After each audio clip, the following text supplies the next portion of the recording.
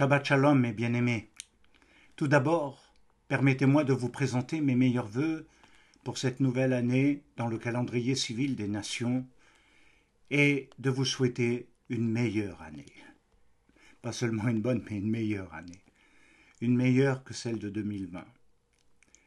Que l'Éternel soit avec vous tous les jours, qu'il vous accompagne, qu'il bénisse vos familles et qu'il vous garde de tout mal. Que l'Éternel soit votre réconfort, consolation et espérance.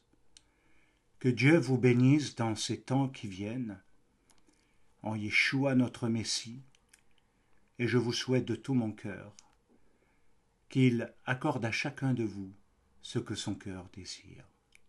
Amen.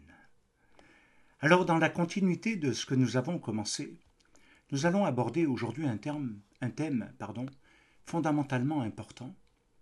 C'est celui de la clé de l'intercession, de la restauration divine.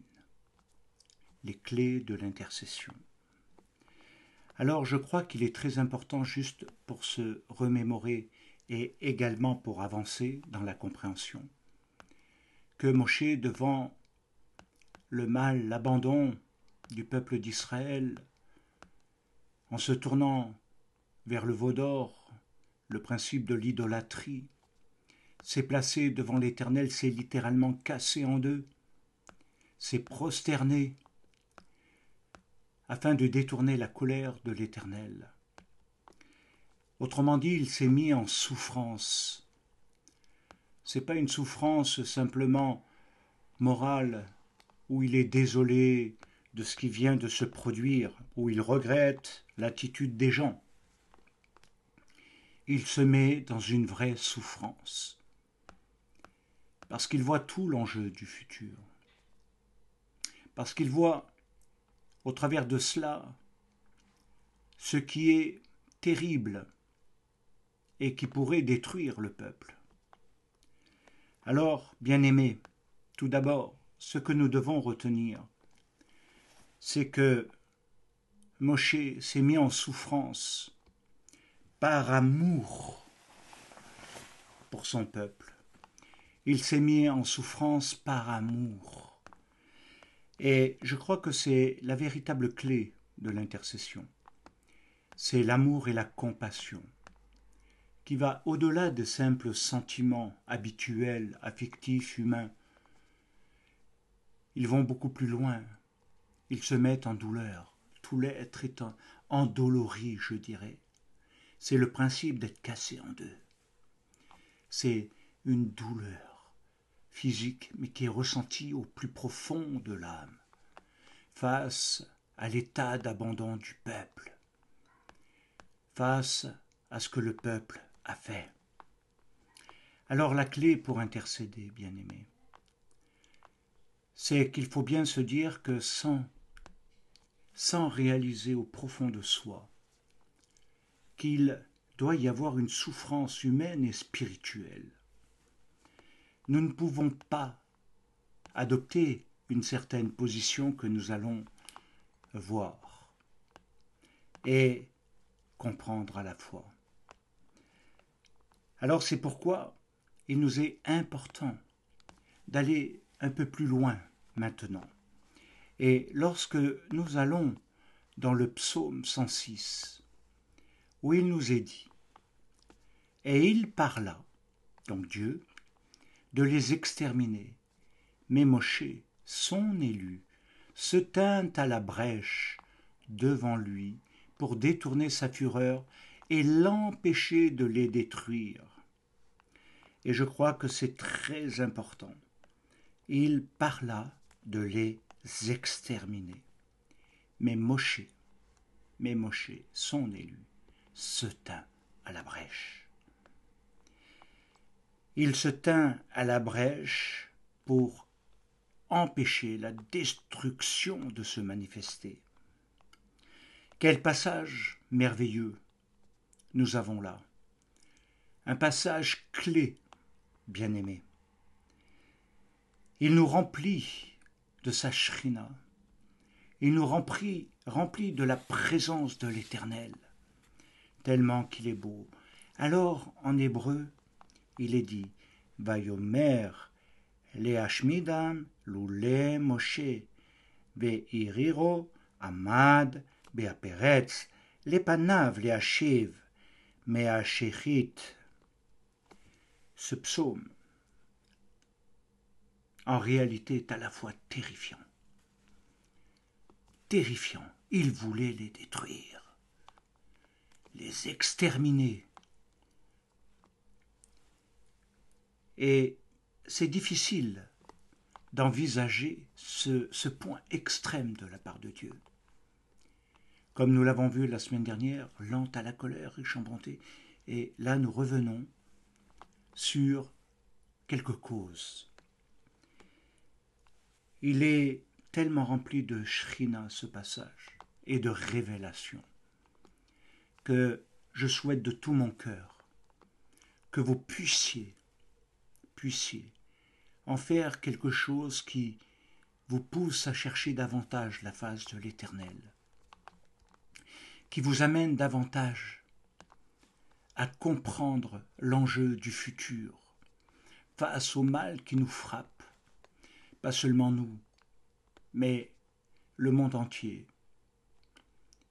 Et je crois, bien-aimés, que ceci nous incombe, car ce ne sont pas toutes les technologies dans le monde qui vont sauver, mais ce sont ceux qui vont se tenir à la brèche, ceux qui vont avoir un poids devant sa face, ceux qui vont détourner l'ardeur de sa colère. Et vous verrez combien c'est extraordinaire d'analyser cela, tout simplement. Et je crois que c'est là où le Seigneur veut nous conduire.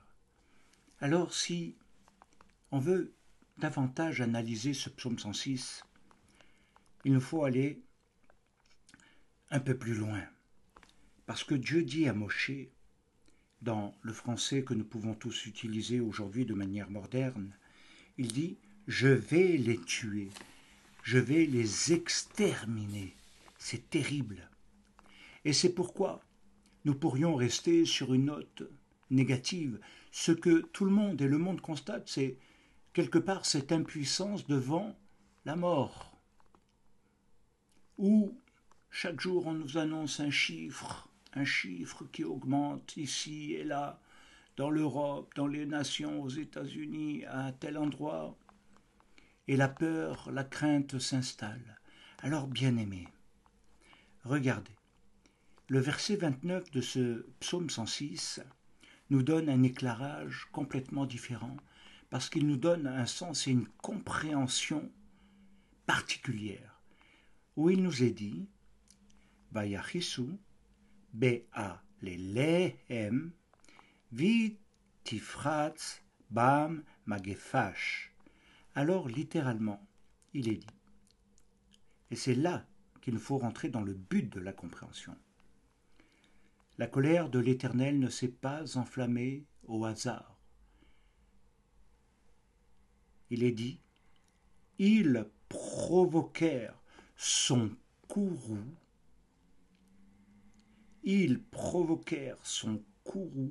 colère, par leurs actions. Et une épidémie éclata en leur sein. Bien-aimés, c'est quelque chose qu'il nous faut véritablement retenir. Et à partir de là, nous allons avancer. Et vous allez voir combien si vous vous tenez intérieurement dans la présence de Dieu, dans une écoute intérieure profonde de prière, et que l'âme entende, que votre cœur entende, vous allez découvrir des choses extraordinaires, des clés, des secrets, mais aussi pour le plan collectif. Il est dit, juste un peu plus loin dans le verset 46, « Vaïten les rachamim, lifnei kal shovehem. Et littéralement, il est dit, il suscita pour eux, il suscita pour eux la miséricorde. Quel paradoxe entre je vais tous les tuer, entre le fait que leurs actions sont impardonnables, autrement dit, et ce que nous venons de lire, changement de situation, il leur suscita. Et c'est Dieu lui-même qui suscite la miséricorde. Et c'est là un grand mystère. Il suscite la miséricorde. Et la miséricorde, là, nous devons le voir dans le Mashiach. Dans le Mashiach, au travers non seulement de ce temps, de cette période, mais également dans les temps de la fin et dans les temps que nous vivons. Dieu doit susciter la miséricorde. Dieu doit faire grâce. Mais pour qu'il puisse faire grâce, il faut qu'il y ait des Moshe qui se tiennent devant lui dans la brèche. Oh, bien-aimé, il faut, pour que maintenant il y ait un changement qui ne soit pas dû à des vaccins, qui ne soit pas dû à des efforts technologiques, médicaux, mais à une intervention miraculeuse de Dieu, afin que le monde voie que Dieu peut frapper, mais il peut guérir. Il frappe, mais il est la guérison.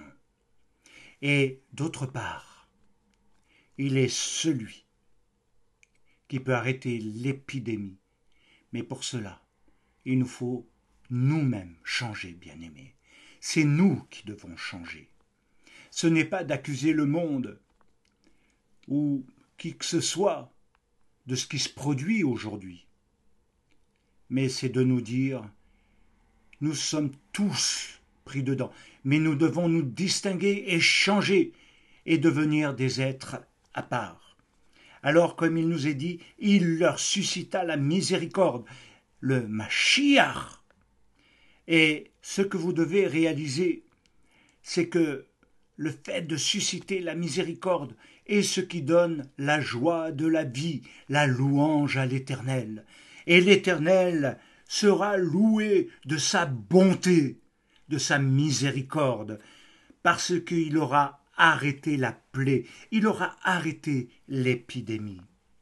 Alors, si nous voulons retenir par rapport à ce verset 23, il nous est dit qu'il évoque la force et la puissance de l'intercession que nous avons étudié déjà dans le chapitre 32, le verset 10 et 11 de Shemot, du livre de l'Exode, où il est dit que Moshe s'est mis en souffrance, mais qu'il s'est littéralement plié, cassé en deux, et ressenti une douleur profonde sur le plan physique, parce qu'il est resté longtemps courbé. Et en même temps, c'était l'expression de cette souffrance de son âme, de son intériorité. Et c'est cela que Dieu a entendu. Et c'est quelque chose d'extraordinaire, parce que là, les choses vont bouger, elles vont changer. Regardons. Ce qui est intéressant dans ce passage, c'est de voir le sens que revêt dans le texte, dans la pensée d'Israël, dans la pensée juive, par rapport à la prière, la tefila et l'intercession. Et cela veut dire, quand nous parlons d'intercession dans le peuple d'Israël, ceci est important,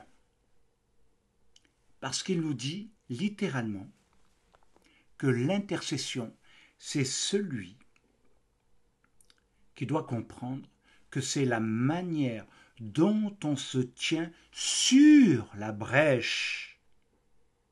La manière dont on se tient sur la brèche. Et on peut le traduire encore plus justement. Littéralement, l'hébreu veut dire se tenir dans une brèche. Une brèche, c'est une fissure. Se tenir sur la brèche, ce qui relie les deux, qui réunit, au lieu que cela se sépare. Nous le verrons. La brèche. La brèche est le moyen par lequel le mal est entré. Le moyen de destruction a pénétré. Quelque chose qui s'est manifesté sous une forme épidémique à cause des mauvaises actions. Et là, on peut dire que l'une des premières brèches que nous pouvons analyser, c'est les mauvaises actions, bien-aimés. Ne nous voilons plus la face, vous et moi. Quelles sont nos actions? Non seulement si nous voulions revenir sur l'année 2020, 2019, 2018, nos jours ont-ils été remplis de bonnes actions, de mitzvot? Ou est-ce que le mal a grandi et nous avons laissé chacun individuellement ce qui devient un collectif du mal grandir au milieu de nous? Ce qui fait que même parfois, le sentiment que nos prières ne soient pas entendues nous déstabilise parce qu'elles s'orientent vers le fait que Dieu est bon et qu'il va répondre. Mais nous voyons que le mal, destructeur, épidémique, s'est infiltré. Et c'est quelque chose de terrible. Et en même temps, il y a quelque chose qui est absolument merveilleux. Parce qu'il nous amène à voir et à comprendre en profondeur, maintenant, quelque chose qui nous relie. Il nous est dit dans le livre des Nombres quelque chose de phénoménal. Et je peux vous dire d'ores et déjà que nous allons voir une chose merveilleuse, bien-aimée. Pourquoi? Mais parce que tout simplement, l'Éternel est bon. Et je tiens à vous dire, honnêtement, que si vous comprenez ce message, si vous l'entendez, si vous le réalisez, vous allez pouvoir découvrir comment devenir un véritable intercesseur, mais qui fait bouger les choses, qui amène la transformation, autrement dit, le miracle. Alors nous allons lire dans le livre de Bamidbar, dans le livre des Nombres au chapitre 17, et quelque chose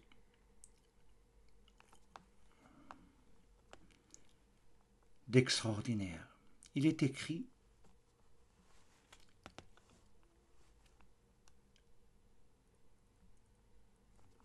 que l'Éternel dit à Moshe: reporte la verge d'Aaron devant le témoignage pour être conservée comme un signe pour les enfants des rébellions.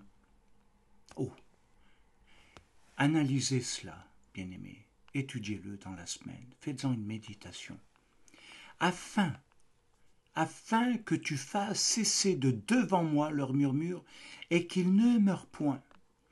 Moshe fit ainsi, il se conforma à l'ordre que l'Éternel lui avait donné.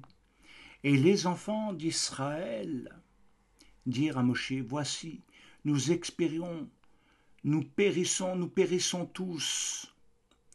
Et je crois que c'est un point clé à retenir. Un point clé, bien-aimé.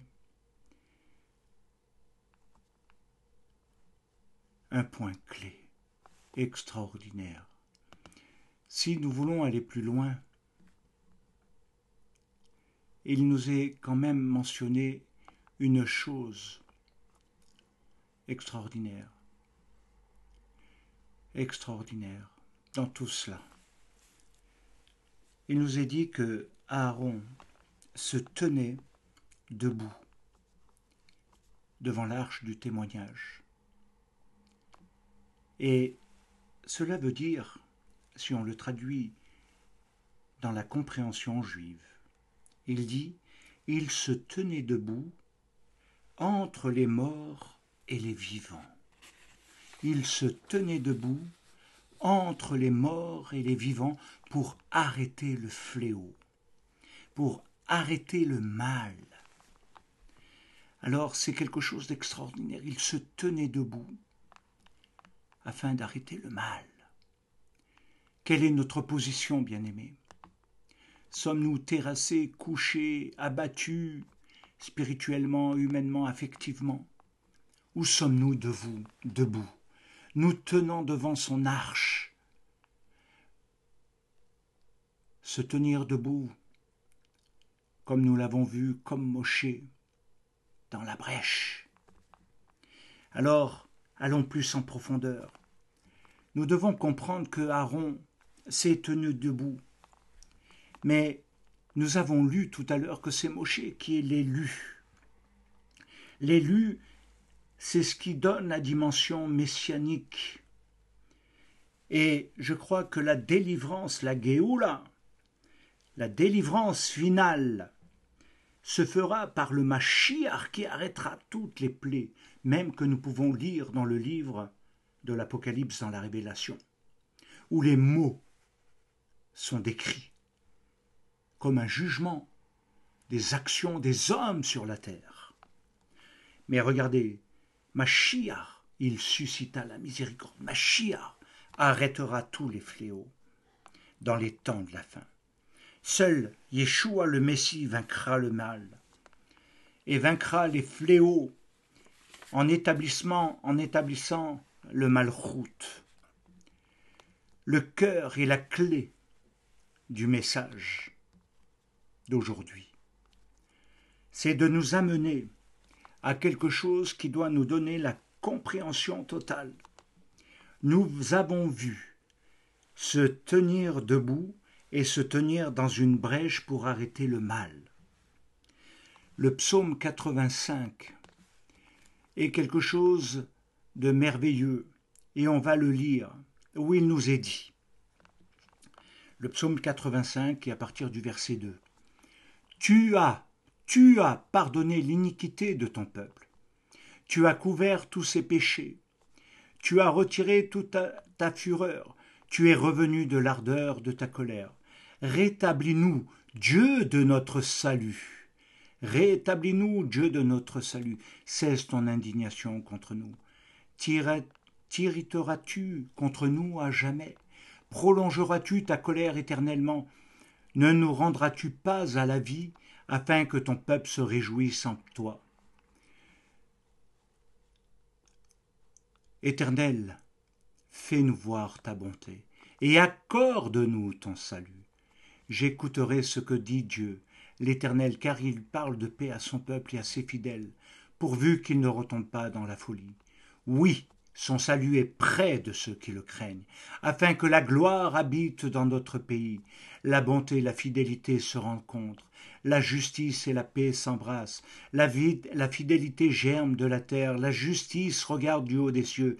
L'Éternel accordera aussi le bonheur, et notre terre donnera ses fruits. La justice marchera devant lui et imprimera ses pas sur le chemin. Alors, c'est quelque chose d'extraordinaire et il nous faut le voir aussi à la lumière de celui que véritablement m'a ouvert les yeux et mon cœur, mon âme, sur cette dimension.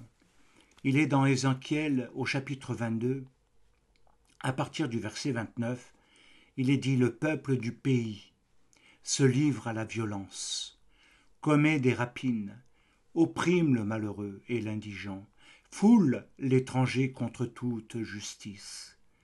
Je cherche parmi eux un homme qui élève un mur, qui se tienne à la brèche devant moi, en faveur du pays, afin que je ne le détruise pas, mais je n'en trouve point. » Bien-aimés, ce passage est non seulement merveilleux, extraordinaire, mais ô combien interpellant. Je cherche, dit Dieu dans ces temps, non pas des analystes, des personnes qui désignent l'un ou l'autre comme étant le fautif du trouble et du mal, comme Rahav l'avait fait avec le prophète Élie. Mais des hommes, ils cherchent pas une multitude ni une foule, ils cherchent parmi eux un homme. Un homme. Et je me suis posé cette question. Je me suis dit, tu n'en trouves pas, Seigneur. Où en sommes-nous aujourd'hui? Je cherche parmi eux un homme qui élève un mur. Alors, un seul homme. J'ai dit, ce n'est même pas moi. Ce n'est pas l'un ou l'autre. Il nous faut davantage nous mettre devant ta face, Seigneur. Il nous faut véritablement revenir de tous nos concepts et revenir à toi et changer nos vies, changer nos voies, nos cultures, nos mentalités, revenir à l'état de pureté, de sainteté totale. Ô bien-aimé, entendons. Alors, il nous est dit qu'il cherche un homme, mais également qui élève un mur. Alors, que signifie cela? Mur, en hébreu, c'est gader. Mais gader, qui veut dire le mur, ce qui se dresse, ce qui s'élève, ce qui sépare d'un endroit à un autre, vient d'un mot gadar. Gader vient de gadar. Et gadar veut dire maçon réparateur. Réparer les brèches, réparer les brèches. C'est pourquoi Dieu cherche un gadar, un homme qui va être un maçon, un ouvrier de la paix, et qui va devenir un réparateur, un intercesseur sur le plan spirituel aussi. Quelqu'un qui va se tenir entre, pour que Dieu suscite la miséricorde. Réparer les brèches dans la pensée juive veut dire se tenir entre les failles d'une personne ou du peuple face au jugement du Seigneur. Bien-aimé, bien-aimé, c'est quelque chose qui nous interpelle dans ce temps, aujourd'hui. Réparer les brèches veut dire se tenir entre les failles ou dans la faille, entrer dans quelque chose, ne pas être la cause de la faille d'un côté ou de l'autre, d'une position à une autre, qui amène la guerre, la dispute, l'injustice comme nous l'avons lu, et qui permet au mal de s'infiltrer. Mais tout simplement, quelqu'un qui se met entre les deux. C'est cela l'intercession, le sens profond du mot intercéder. C'est celui qui est entre les deux. Il n'appartient ni à l'un ni à l'autre. Il se met entre les deux, devant la face de l'Éternel. Alors, dans quel but arrêter, empêcher, autrement dit, le mal qui frappe? Comment colmater les brèches? Ces brèches qui se sont élargies avec le temps et les années, parce que le mal n'a pas été arrêté comme nous l'avons vu par leurs actions. Ce n'est pas l'action d'hier ou de quelques semaines ou de quelques mois, mais accumulée avec le temps. Ouh là là, bien-aimé. Regardez maintenant. La faille, comme nous l'avions vu, elle crée de toute façon une séparation. Ce qui veut dire que la fissure a séparé, divisé en deux. Et elle ne donne pas d'unité. Elle ne peut pas donner d'unité d'accord. C'est quelque chose qui est cassé, fissuré. Alors, se tenir dans la faille, c'est colmater les brèches. Dans ce sens, le maçon met ce qu'il faut pour que la brèche soit colmatée. Ce qui veut dire que le mal qui a séparé, le mal qui a fait pénétrer le fléau à l'intérieur, s'arrêtera là. Il aura fait le mal qu'il aura fait, mais il s'arrêtera là. Et ce qui répare,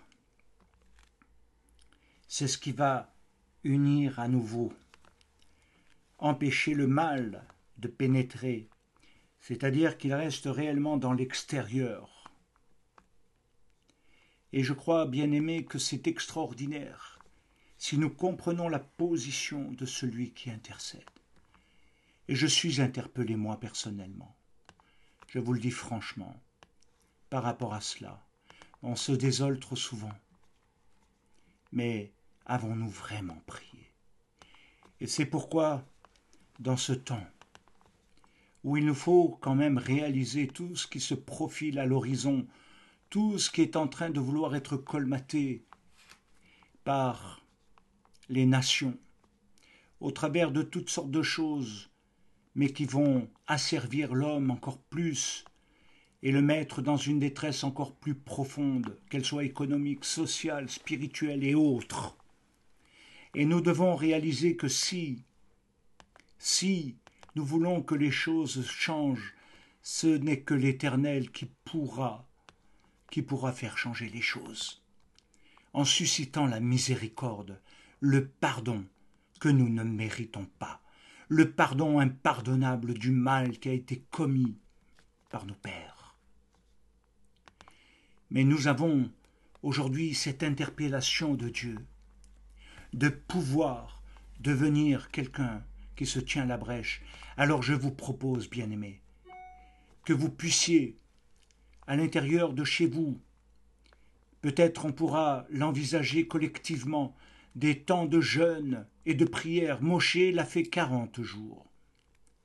Temps de jeûne et de prière, d'intercession pour la nation, pour que le mal, pour que Dieu pardonne, que nous soyons cassés, pliés en Dieu, pour que l'amour de Dieu revienne, pour que l'amour de Dieu se manifeste à travers le Messie Yeshua, afin d'ôter le fléau et de restaurer également toutes choses. Parce que cela touche, c'est vrai, nous le voyons sur le plan épidémique, mais également tous les dégâts que nous voyons dans l'âme au travers de la destruction psychologique, intellectuelle et autres. Nous voyons des âmes complètement déstructurées, de plus en plus schizophréniques, de plus en plus dichotomiques. Nous voyons des hommes et des femmes de plus en plus instables, plus enclins à la destruction, à leur propre destruction. Parmi le monde des croyants, c'est la même chose. L'âme spirituelle du peuple est touchée. L'âme est touchée, bien-aimés. L'âme spirituelle des communautés sont touchées. Bien-aimés, n'attendez pas un programme. Agissez par amour, réagissez par vous-même. Prenez le temps qu'il faut pendant ce reconfinement possible de jeûner, de prier, de crier à l'Éternel jusqu'à ce que les cordes vocales soient pétées, jusqu'à ce que les entrailles soient émues de compassion, juste comme Yeshua dans le jardin de Gethsémani, dans l'agonie. Nous n'avons peut-être jamais connu cela. Oh, nous avons beaucoup de détresse pour nous-mêmes. Mais là, il s'agit d'un autre niveau. Bien-aimés, bien-aimés, bien-aimés, engageons-nous Engageons-nous spirituellement. Ne soyons pas des spectateurs qui attendons qu'on nous réconforte, qu'on nous borde le lit avec la couverture. Et donc, que nous attendions toujours. Mais maintenant, tenons-nous debout, ne restons plus couchés, ne soyons pas simplement assis, passifs. Levons-nous, restaurons l'autel de l'Éternel, l'autel de la prière, l'autel du pardon, l'autel de la chesed, de la bonté. Il nous faut peut-être pas 1000 hommes, même si ce serait merveilleux, mais un homme. Dieu dit, je cherche parmi eux un homme. Bien-aimé, Dieu cherche aujourd'hui, dans ce temps où le mal frappe, des hommes qui se tiennent debout devant sa face. Il cherche des intercesseurs. L'intercession a été beaucoup perdue. On prie beaucoup que pour le local. Je dirais peut-être même pour que les communautés, pour que ceci aille mieux, ceci. Écoutez, retrouvons une vraie vie de prière, une vraie façon de prier. Quelque chose qui va plus loin que les considérations personnelles, quelles qu'elles soient, doctrinales ou autres. De retrouver maintenant une position. Je veux m'engager dans cette voie, bien-aimé. Serai-je soutenu? Cela va prendre du temps. Mais ne nous relâchons pas, ne nous décourageons pas, ne cherchons pas de résultats. Crions jusqu'à ce que Dieu entende, jusqu'à ce que Dieu réponde. Serons-nous persévérants à ce point? Ou serons-nous à nouveau passifs? Et de laisser faire et de dire oui, nous subissons, oui, il y a ça, et on... Ok, revenons maintenant. Dieu cherche des intercesseurs, des réparateurs. Réparons, comme nous l'avons vu la semaine dernière, le mal, l'héritage commis par nos pères dans le mal. Il est temps maintenant de se séparer de cet héritage et de susciter dans les nations, dans nos communautés, dans nos familles, un autre héritage, pour que l'âme soit restaurée. Comme dit le psaume 23, « Tu restaures mon âme, Adonai Rohi, l'Éternel est mon berger, et il restaure mon âme. Quand je marche dans la vallée de l'ombre de la mort, il restaure mon âme. » Bien-aimés, retenez cela. Et je crois que c'est l'une des choses les plus extraordinaires que nous puissions avoir. Alors, maintenant, lisons quelque chose encore plus merveilleux. Dans le chapitre 60 et le verset 18 du prophète Isaïe, il nous est dit « On n'entendra plus parler de violence dans ton pays, ni de ravages et de ruines dans ton territoire. Tu donneras à tes murs le nom de salut et à tes portes celui de gloire. » Il est écrit, tu donneras à tes murs, le nom de Yeshua et à tes portes celui de gloire de Shrina. Le poids d'en haut, le poids de la puissance divine, capable de transformer et de vaincre tout le mal. Alors, si on veut le traduire encore plus juste par rapport à l'hébreu, il nous est dit « Il a mis le salut pour muraille ». Extraordinaire. Il a mis le salut pour muraille. Et je dirais que c'est quelque chose que nous devons retenir absolument. Bien-aimé, il a mis le salut pour muraille. Et regardez, dans le chapitre 26 Et à partir du verset 1 d'Isaïe le prophète toujours, en ce jour, on chantera ce cantique dans le pays de Yehuda. Nous avons une ville forte. Il nous donne le salut pour muraille. Il nous donne Yeshua pour muraille et pour rempart. Ouvrez les portes, laissez entrer la nation juste et fidèle. Et ça, c'est quelque chose d'extraordinaire. Oh, bien-aimés, si nous pouvions entendre tout cela, c'est la chose la plus extraordinaire. Voilà ce que peut faire l'intercession. Voilà ce que nous pouvons développer aujourd'hui dans les temps de détresse. C'est de sortir de sa détresse et d'entrer maintenant dans un combat actif où on se met en souffrance. Afin que les murs, que les failles dans le mur soient colmatées par Yeshua, qui donnera le salut à nouveau, et non la mort qui sévira.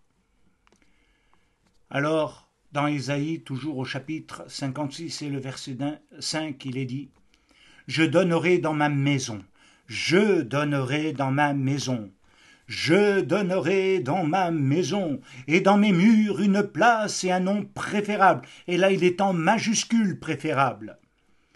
Et je donnerai un nom préférable à des fils et à des filles.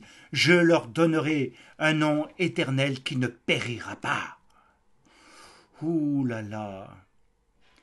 Il nous est dit quelque chose d'extraordinaire. Quelque chose d'extraordinaire ici. Oh, bien-aimé, bien-aimé, bien-aimé. Ésaïe 62,10 dit « Franchissez, franchissez les portes, préparez un chemin pour le peuple, frayez, frayez la route, ôtez les pierres, élevez une bannière vers les peuples. » Et je crois que c'est quelque chose de merveilleux et d'extraordinaire à la fois, de pouvoir réaliser tout cela et de pouvoir se dire qu'il y a quelque chose où nous pouvons entrer non seulement dans ce qui est présent aujourd'hui, mais également dans ce qui sera demain. Et je dis qu'il y a quelque chose dans Apocalypse chapitre 21, 12 à 22. Il nous est dit, elle avait une grande muraille, donc la maison. Elle avait 12 portes, sur les 12 portes 12 anges, et des noms écrits, ceux des 12 tribus des fils d'Israël, c'est-à-dire aussi ceux qui sont portés sur le poitrail du souverain sacrificateur, ceux qui manifestent l'intercession mais qui est représenté devant Dieu. Et c'est ça, la médiation, dans laquelle nous devons entrer. Il est extraordinaire, bien-aimés, de réaliser à quel point aujourd'hui l'Éternel nous attend dans ce rendez-vous divin. Il veut véritablement nous amener à cela. Il nous est dit également dans le chapitre 56, dans le chapitre 56 d'Isaïe, le prophète, et à partir du verset 5 que nous allons lire tout simplement, il nous dit ceci, « Je donnerai dans ma maison et dans mes murs une place, et un nom préférable à des fils et à des filles. Je leur donnerai un nom éternel qui ne périra pas. » Ô bien-aimé, bien-aimé, bien-aimé, je l'ai répété parce qu'il est tellement beau. Et c'est quelque chose qui est tellement extraordinaire et merveilleux. C'est quelque chose qui suscite tellement, tellement, tellement la joie. Et nous devons réaliser que intercéder, c'est être le réparateur des brèches. Nous pouvons toujours dire c'est à cause des autres ou c'est à l'autre de le faire, c'est au responsable, c'est à un tel, c'est à cause de lui, c'est à cause de l'autre, c'est parce que l'autre il n'est pas conforme à la Torah, c'est parce que l'autre il n'est pas ceci. Oui, bien sûr, toutes les mauvaises actions sont quelque chose qui malheureusement élargissent la faille et où le mal s'engouffre encore plus grandement et la destruction devient plus importante, mais elle détruit les vies spirituelles, elle détruit les vies de famille, elle détruit l'identité des enfants de Dieu.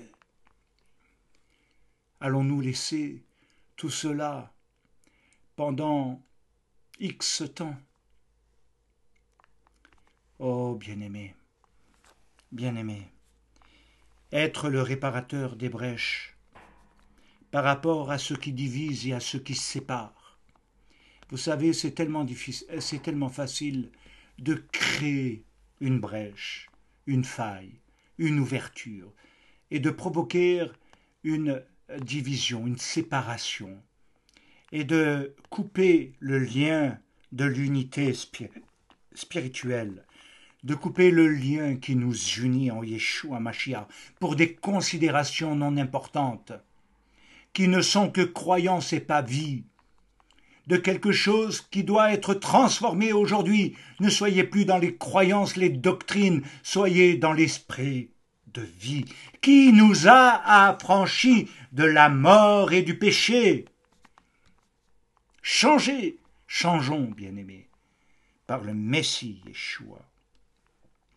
Alors bien sûr que ce temps est extraordinaire. Et je vous invite à comprendre que l'une des clés qui sera vue prochainement, elle va nous montrer en quoi consiste cette miséricorde de Dieu. Oh, bien-aimés, ne soyez pas seulement des hommes et des femmes qui excusent l'autre de son mal. Mais soyons des hommes et des femmes qui sachent se retourner sur eux-mêmes et pardonner. Pardonner, pardonner, c'est ce qui annule le mal, c'est ce qui colmate la brèche. Mais nous irons encore beaucoup plus loin en Yeshua Mashiach, comme il est dit dans le livre de Luc, où à un moment donné où il nous est dit, Satan, l'adversaire, celui qui veut diviser, celui qui veut mettre la discorde, celui qui veut désunir, vous accriblez. Vous accriblez. Il a voulu vous mettre hors d'état de nuire. Pourquoi? Pour ne pas que vous puissiez être un réparateur de brèches. Mais j'ai prié afin que les mounas demeurent. Bien-aimés, bien-aimés, l'Éternel est avec nous. L'Éternel n'est pas contre nous. Si nous revenons à lui et si nous déchirons nos cœurs, si nous nous cassons en deux, si nous faisons sortir notre souffrance, alors oui, l'Éternel combattra pour nous. Amen. Et donc, nous verrons, si le temps le permet, pour la prochaine fois, également ce qui a divisé, ce qui est une souffrance spirituelle à cause des pères, dans l'histoire de ces 2000 ans qui viennent de passer sous nos yeux. 2000 ans de séparation entre Israël et l'Ecclésia. Mais comme il nous est dit, Éphésiens 2, il abat les murs de l'inimitié, les murs de la haine, les murs de la séparation. Nous verrons également ce que sont les murs du mal, du péché, les murs qui sont devenus des forteresses à l'intérieur de l'âme, les forteresses ou les murs dans les pensées.